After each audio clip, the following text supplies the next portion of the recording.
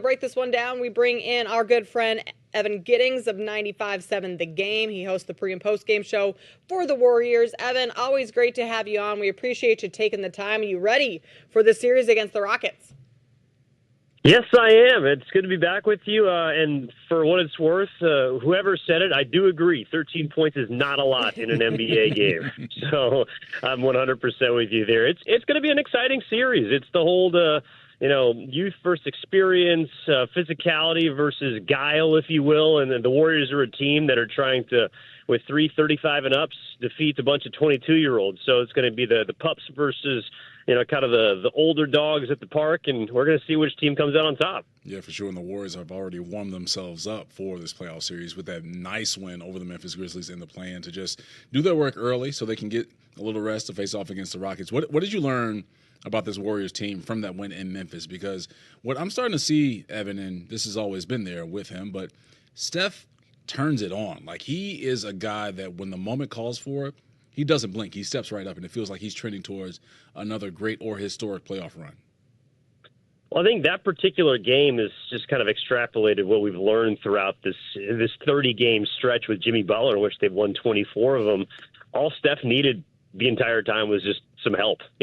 He needs a guy that can help put him in a position to secure a win like he did against Memphis. And I would even go further back on Sunday against the Clippers. Though they lost that game, Curry didn't play particularly well, but he had 18 in the fourth quarter. He was someone that nearly snatched victory from the jaws of defeat. So Curry, when he has a running mate, whether you want to call him Batman or Robin or whatever superhero that you enjoy, when Curry's got help, he's got a chance. And that's why I think a lot of people are believing the Warriors could not only beat the Houston Rockets, but potentially make some noise in a very stacked very good Western Conference. So Curry proved to me in that game that he's absolutely still got it. He's probably the most dangerous player in the NBA still, even at age 37. And the Warriors with him, with Jimmy Butler, believe they could go as far as, I think, potentially the Western Conference Finals or maybe even the Finals. Evan, the Houston Rockets are the number 2 seed, and yet the Warriors opened as favorites to win this series. Were you surprised at all, or how surprised were you that the Warriors were that heavy of favorites on the opening price? I'm not necessarily surprised that Vegas would sit there. I mean, the metrics for the Warriors since Jimmy Butler has gotten here have been extremely good. Their efficiency in the half court, I think they have a top 5 defensive rating as well. They're one of the better defensive groups as a whole and have been even before Jimmy got there. Also, they're 3-2 against the Houston Rockets, and though they only played the one game which they lost against Houston with Jimmy Butler, they seem to have this Houston team's number. So I wasn't necessarily surprised as a 7 seed that they are favorites in this series, but I guess 2-1 favorites feels a little, at least from what I saw earlier today, some of the line may have moved, but 2-1 favorites feels maybe a little, I don't know, kind of sneaky or fishy. Like, Houston's a damn good basketball team, and I think that Vegas is trying to set up to just have money pour in on the experience, the veterans, the kind of the Golden State team that people have fallen in love with over the years. But Houston is not an easy matchup for them, I'll say that. Yeah, we saw that during the regular season matchups with the Rockets and the Warriors. Evan, is there one concern, or maybe there are multiple concerns that you have against this Rockets team that are youthful, that have played against the Warriors 5 times and are going into this series with it just, it's us against the world type of mentality where all of the pressure, even though that they're the 2 seed in the West, feels like all of the pressure is on the Golden State Warriors to step up and win this series. Yeah, I think there's one big matchup to watch, and it's actually not the one that people believe based on their last meeting, the one you should watch. Like, I think a lot of them have their eyes on Steph versus Amin Thompson, right? He was seen grabbing Steph the whole game and, hand checking, and he's one of the best defenders in the league. I'm not trying to say Amin Thompson is doing anything fishy. He is incredible, and he's from the Bay Area. A lot of people love him here, but the matchup to me to watch is going to be between Draymond Green and Alperen Şengün. Whoever wins that matchup at the 5, again, youth first experience, I think is going to win this series, because if Şengün is able to dominate on the inside the way we've seen some centers do against the Warriors, that's really where they have trouble. If they're getting out-rebounded, if they're getting pounded in the paint, if they're picking up cheap fouls, specifically to Draymond Green, the Warriors are going to have trouble defending because he is their best defender. He's a potential DPOY candidate. He's their center fielder. And when he's off the floor defensively, they really struggle to get stops. So that matchup between Draymond Green and Şengün is the one that's going to decide the series for me. Evan, I've heard a lot of people or seen a lot of people on social media talking about Jonathan Kuminga and how many minutes that he'll get in this series and how much of a factor he'll be in this series. What are your expectations for his playing time and him being a factor, I guess, just kind of thinking in the terms of betting his points, his assists, his rebounds, those things going into this series? Yeah, that's been one of the more drastic, I think, rotational changes, not just for the Warriors, but really kind of around the league. And Kuminga's been the Warriors, at least on paper, third leading scorer this year, and he gets benched in game 82 and then the play-in game completely. I just don't think that Kerr right now, it's not that he doesn't trust him wholly. It's that he trusts Jimmy Butler more. And Butler is a player that can play upwards of 40 minutes per night in the postseason, and he plays the same position as Kuminga. They've really struggled to figure out, in granted a small amount of time after J.K. returned from injury, how Butler and Kuminga are going to fit together. The numbers have not been kind to them. Kuminga hasn't been an efficient enough shooter to stay on the floor and space the floor, and they'd rather just put the ball in Jimmy's hands and say, get out of the way, we're going to play through you. So it's less about Kuminga being a player that's on his way out or isn't a good player, to the further extent that it's just Butler's better than him at all the things that the Warriors need him to do. And again, they're 24-6 since Jimmy's gotten here. So a lot of people might be surprised to not see a whole lot of Kuminga in this series. He's played well against the Rockets in the past. I would push people to just simply focus on what Jimmy Butler does. And that's why Steve Kerr is not playing the 22-year-old. It's not so much about him. It's so much about one of the best playoff performers of all time getting the majority of those minutes. Yeah, and speaking of Jonathan Kuminga, just the other guys for this Warriors team outside of Steph and Draymond and Jimmy Butler, it feels like if they can turn it around and get themselves going, I think Moses Moody can throw them into that category, Kevon Looney as well.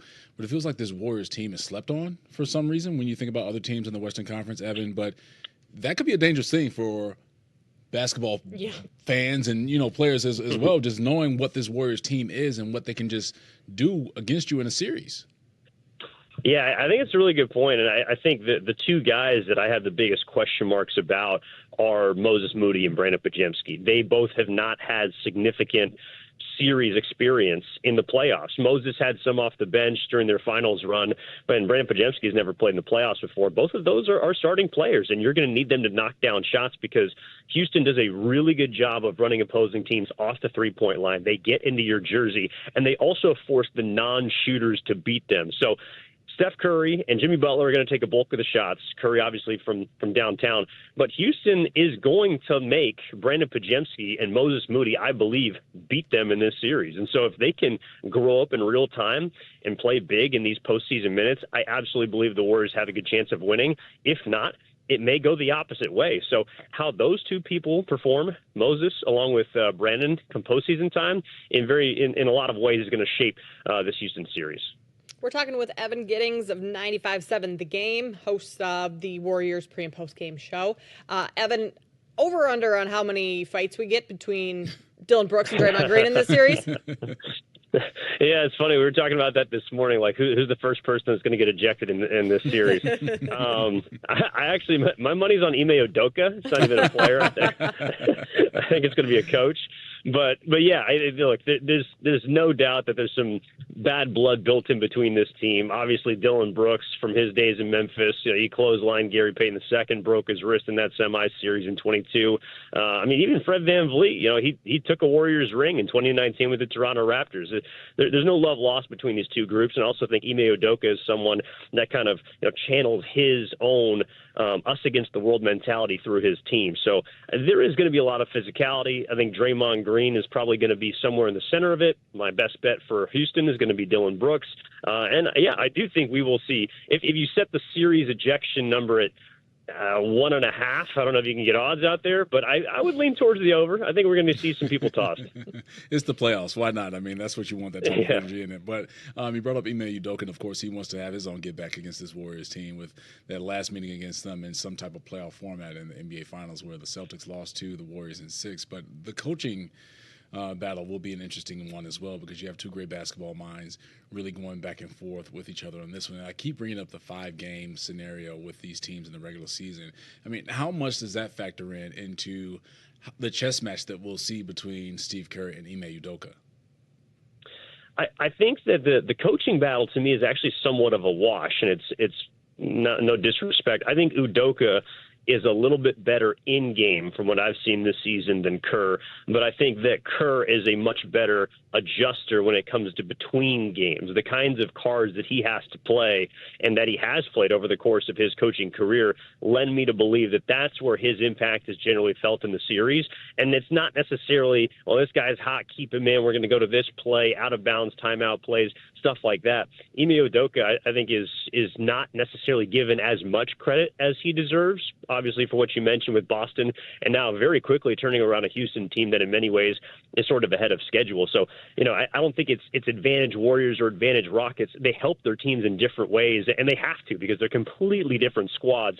But Ime Udoka should not be looked at as a young up-and-coming coach anymore, in my opinion, especially if he finds a way to help the Rockets win this series. This would be a massive get-back, like you were talking about, for the NBA Finals a couple years ago.